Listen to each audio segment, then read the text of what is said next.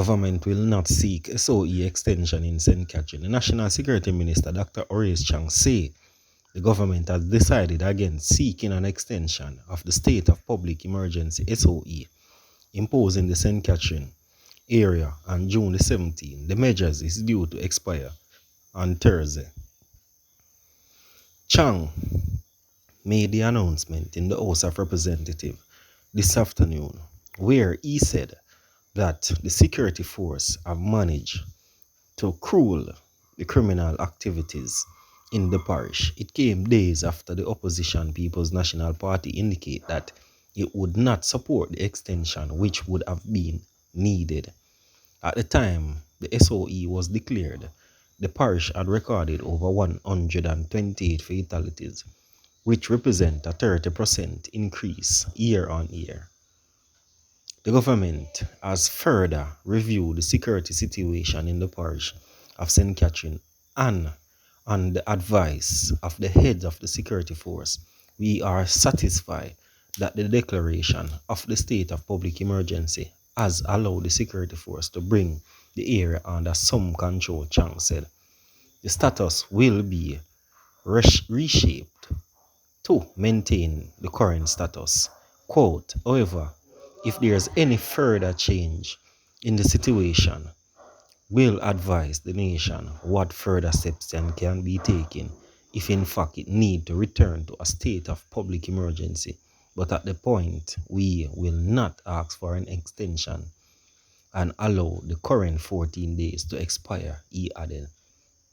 Chang said the security force have pledged to use available tools and strategy deployment to maintain the gains. For the 10 days preceding the SOE declaration, 15 knockings occurred, while only 4 have been recorded since, Chang said. Meanwhile, the security minister said both the government and the opposition have agreed that changes to the emergency powers regulation are needed, but that more time is required to ensure that they are in keeping with the Constitution.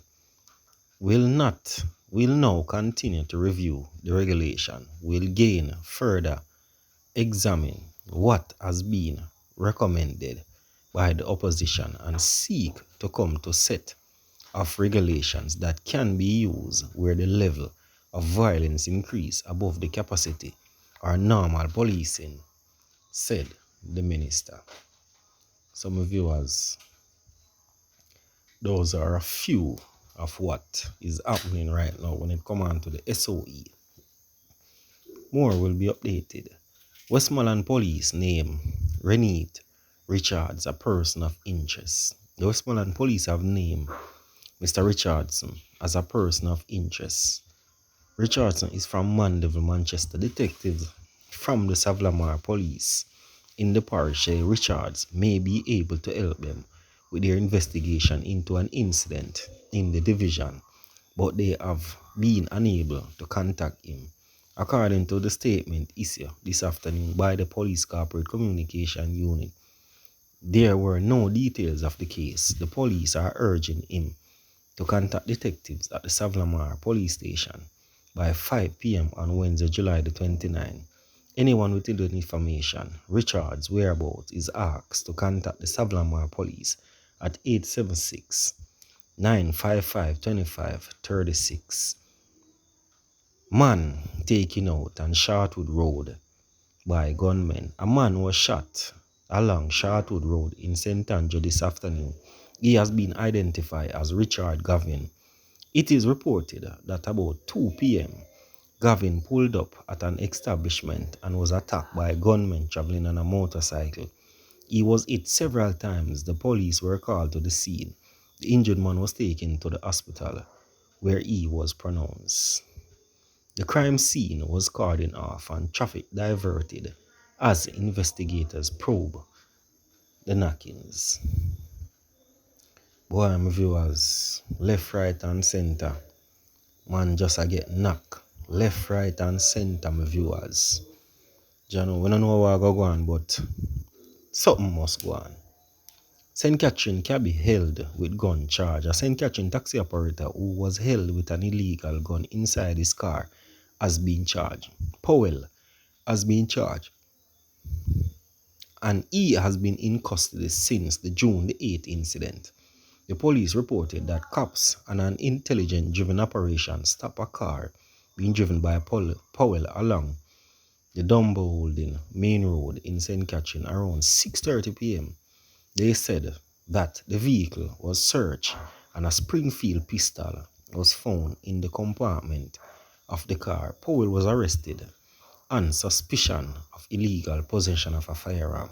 He was formally charged on Monday. So viewers are there. Whole heap of knockings and clappings are going. Whole heap of things are going. SOERN. People them know on the extension. You know my viewers. Continue to like, share, comment and subscribe. DPP explain death penalty notice for accused. The Office of the Director of Public Prosecution, or DPP, has sought to explain why it served a death penalty notice against Rashawn Barrett, the man accused of taking out the mother and her 4th child in Cocoa Peace District, Clarendon last week. In the news release, the ODPP noted that the prevention of Section 3(1) of the Offence Against the Person Act states that every person who falls within Section 3(1)(a) shall be sentenced to imprisonment for life or to death. The prevention under the same section include individuals who are convicted for multiple offences which arise out of the same incident. The ODPP Section 3(1)(d) of the Act prescribe that the death penalty will not be imposed unless prior notice is given to the accused person long before the trial of the matter indicate that the Section 3(1)(a) would be a conviction for the offense and possible option in sentencing is given. The circumstances of the case, in light of the above prevention and the consideration of the circumstances of the case, it has been deemed appropriate by the DPP for the death penalty notice to be prepared and served on the accused at the time that the voluntary bill of indictment is laid in court, the release said. This is to ensure that the earliest opportunity the accused is made aware of its intention of the prosecuting authority to make the recommendation that the death penalty is an option for the sentencing judge.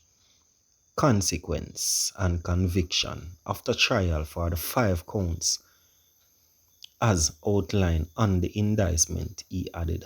Barrett of Wilson Run, Trelawney, and Papine, St. Andrew has been charged with 5 counts. The bodies of 31-year-old Kimisha Wright, a practical nurse student, 15-year-old Kimanda Smith, 11-year-old Shari Lee Smith, and 5-year-old Rafaela Smith, and the 23-month-old Kishan Henry of All New Road, Cocoa Peace in Clarendon, were discovered inside their homes with wounds and their throat slashed on Tuesday, June the 21st. Barnett reportedly fled the area to Wilson Run in Trelawney, where he was apprehended. Barrett appeared before the Home Circuit Court for the first time on Tuesday. The bill of the indictment was issued to move the case forward, having carefully considered the allegation as disclosed within the inventory material gathered so far, the law and the public interest, according to the DPP. Barrett will return to court on Friday, July the 22nd, for his legal representative to settle the outstanding reports, including a psychiatric evaluation to be submitted and disclose of all the material to the defense lawyer.